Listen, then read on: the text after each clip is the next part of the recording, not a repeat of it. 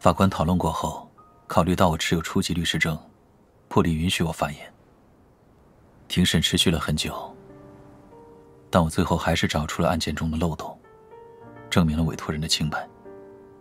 闭庭后，媒体纷纷蹲守在法院门口，要求采访我和白金宇。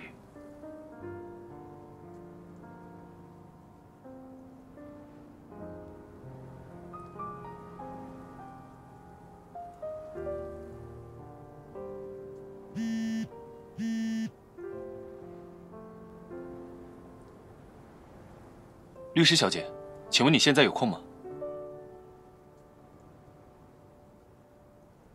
其实也没什么大事，白锦瑜案不是结束了吗？我在整理相关文件。之前调查他，我意外找到了一些和左律师有关的东西。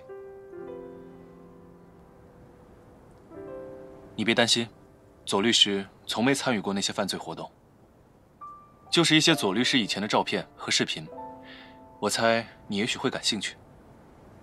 而且我和严队打过招呼了，他说可以发给你。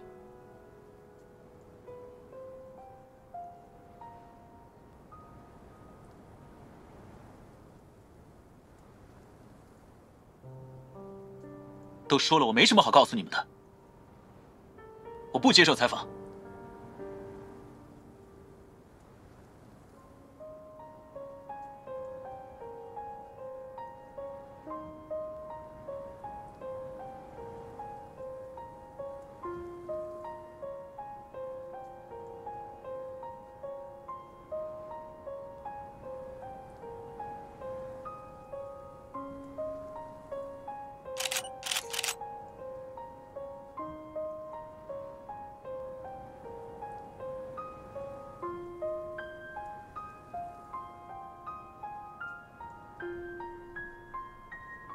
左然先生，听说您胜诉了，对吗？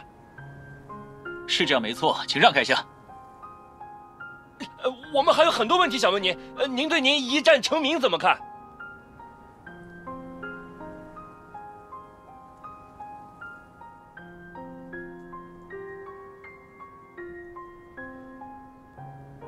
成名？被你们诽谤造谣，胜诉后又被这样骚扰，你管这叫一战成名？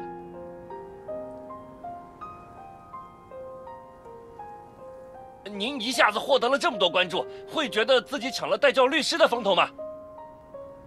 他在庭上病倒了吧？我还听说。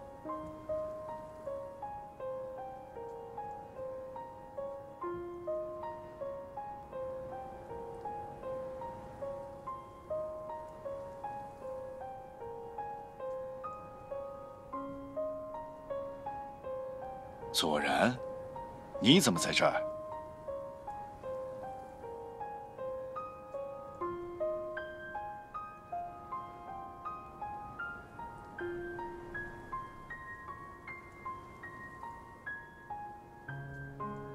你在看什么？我好像听见……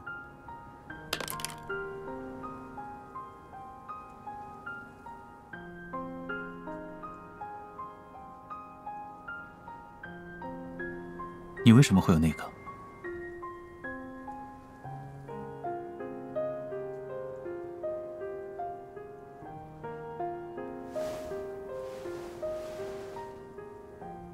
很惊讶吗？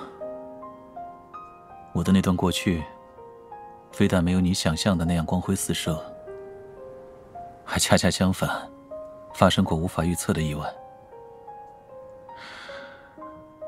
看到那些画面后，你的第一反应是什么？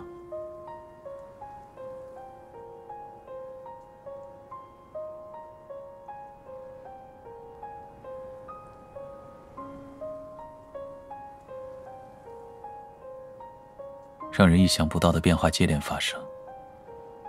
你现在觉得很混乱，对不对？混乱，混沌。我最近的感觉也是这样。可在我过去的生活中，除了视频里这一次，这种事其实是鲜少发生的。我一直都以为这样的事情离我很远，但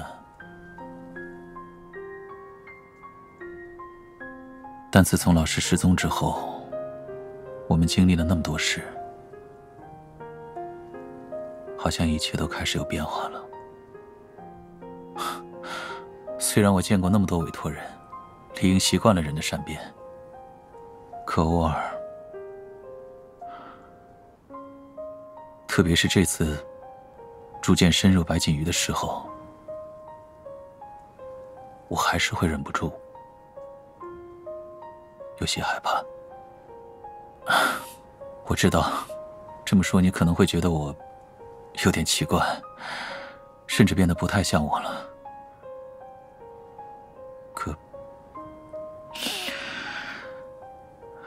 可我还是忍不住会想，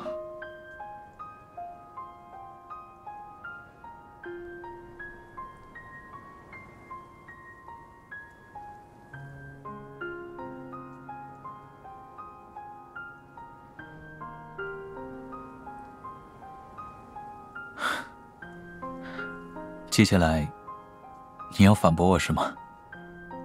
对，无论万事万物怎么变化，总有什么是始终不变的。我当然懂这个道理，只是那些不变的人和事，会一直留在我身边吗？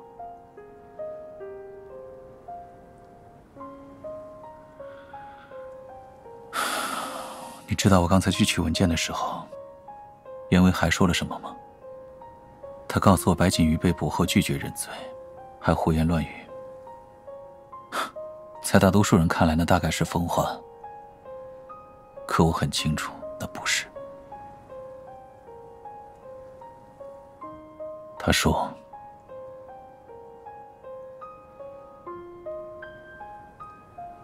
左然你好可怜呀，你注重秩序，崇尚万年不变的美德，但你的人生却又不可避免地受到这些事物影响，变化、混乱，乃至背叛。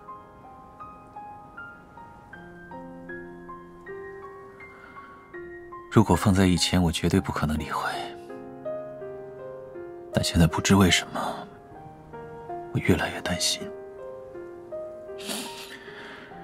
这次是白锦瑜，下一次又会轮到谁呢？